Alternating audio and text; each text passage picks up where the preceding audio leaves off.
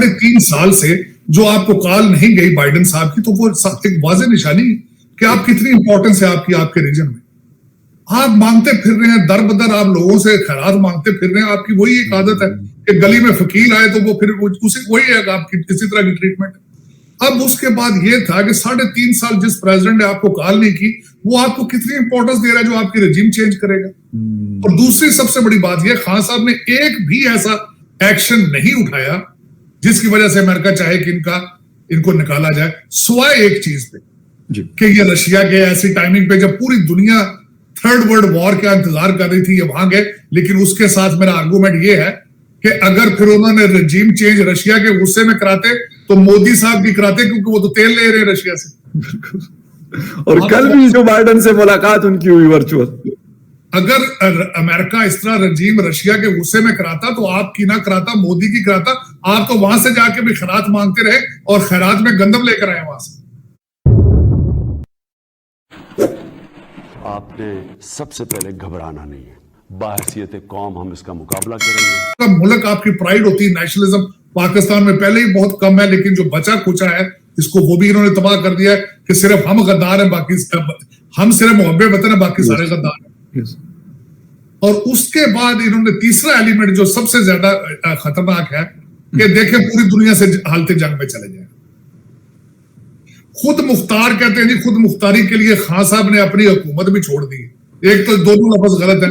खुद मुख्तारी इसलिए नहीं हो सकती कि आप जब तक आपकी मुआशी पॉलिसी खुद मुख्तार नहीं होगी तो आप खुद मुख्तार किस तरह होंगे। ये मेरी स्टेटमेंट नहीं है, मोहित यूसुफ की।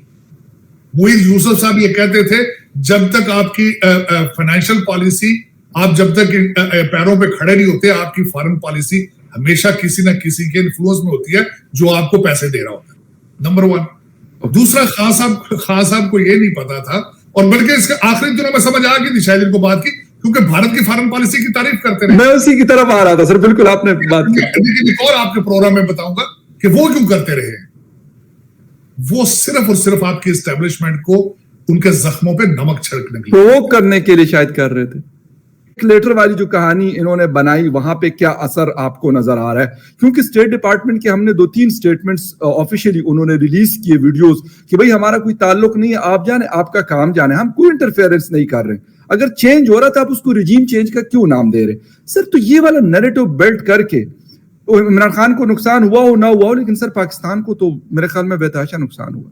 देखें, पाकिस्तान को मैं इसका थोड़ा सा बैकग्राउंड आपके देखने वालों को बताना चाहूंगा, बहुत जरूरी है। एक तो उसमें यह है कि पाकिस्तान अमेरिका के रडार पे मौजूद ही नहीं है। 3.5 साल से जो आपको कॉल नहीं गई बाइडेन साहब की, तो वो एक वाज़ेह निशानी कि आप कितनी इंपॉर्टेंस है आपकी आपके रीजन में। आप मांगते फिर रहे हैं, दर बदर आप लोगों से खैरात मांगते फिर रहे हैं। आपकी वही एक आदत है कि गली में फकीर आए तो वो फिर उसी वही है आपकी इसी तरह की ट्रीटमेंट।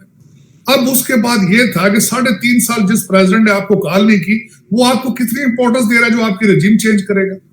और दूसरी सबसे बड़ी बात यह, खान साहब ने एक भी ऐसा एक्शन नहीं उठाया जिसकी वजह से अमेरिका चाहे कि इनको निकाला जाए, सिवाय एक चीज पे कि ये रशिया के ऐसी टाइमिंग पे जब पूरी दुनिया थर्ड वर्ल्ड वॉर का इंतजार कर रही थी, ये वहां गए।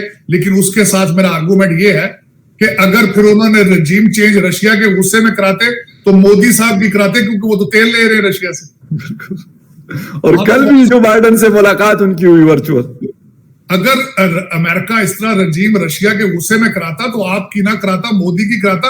आप तो वहां से जाके भी खैरात मांगते रहे और खैरात में गंदम लेकर आए वहां से रशिया से। तो बात यह है कि आप पहले अपने आप को काबिल कर लो कि आप दुनिया का कोई अच्छा बुरा करने की सलाहियत हो, तो फिर वो आपकी रजीम चेंज कराएंगे। अभी तो आप बिल्कुल यतीमों फकीरों वाली हालत है आपकी। आप सुबह की खाते हैं तो शाम की फिक्र पड़ जाती है आपको। कंटेनर पे इनको डीजे भट्ट ने इनका लाइफ लाइन वो कौम की बच्चों को वहां नचाता था कंटेनर पे। उस वक्त इनका स्टैंड ये था। वहां से निकले तो इन्होंने कहा, किसी ने इनको मशवरा दिया था PR फर्म ने कि रियासत मदीना का नाम यूज करें, तभी आप सर्वाइव कर पा रहे हैं, वरना आपके पास परफॉर्मेंस नहीं है। अमर बिन मारूफ शुरू कर दी प्रोजेक्ट। फिर उस पे चले तो साथ इन्होंने कहा कि दूसरा जो सबसे ज्यादा खतरनाक जो तीर चल सकता है वो गद्दारी का, फिर इन्होंने वो भी शुरू कर दिया। फिर उसके बाद इस वक्त खान साहब आग से खेल रहे हैं। खान साहब बरपे हैं कि पाकिस्तान की सोसाइटी को उसके फाउंडेशन को हिलाने की चक्कर में पड़े हैं, क्योंकि ये बड़े खतरनाक नारे हैं जो लगा रहे हैं। इतने स्मार्ट और इतने कनिंग हैं ये। इन्होंने निगरान वजीर आजम का नाम दे दिया जस्टिस गुलजार का। वो जुडिशरी को इन्होंने रिश्वत देने की कोशिश की। फिर उन्होंने जनरल तारक का नाम ले लिया दूसरी कमेटी के लिए, वो जर्नलों को रिश्वत देने की कोशिश।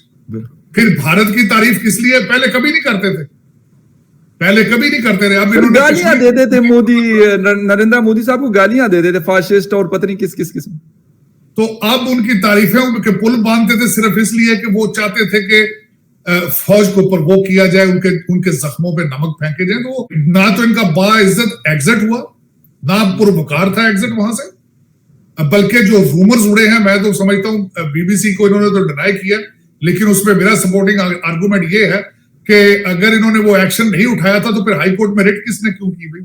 गार्डियन की स्टोरी भी सर आपने शायद उस पर पढ़ी होगी, गार्डियन और बीबीसी दोनों की स्टोरी है उस पे, उस रात वाली। बल्कि CNN में भी आ चुकी स्टोरी छापी, मैंने वो भी पढ़ी। तो सारा कुछ गलत नहीं हो सकता।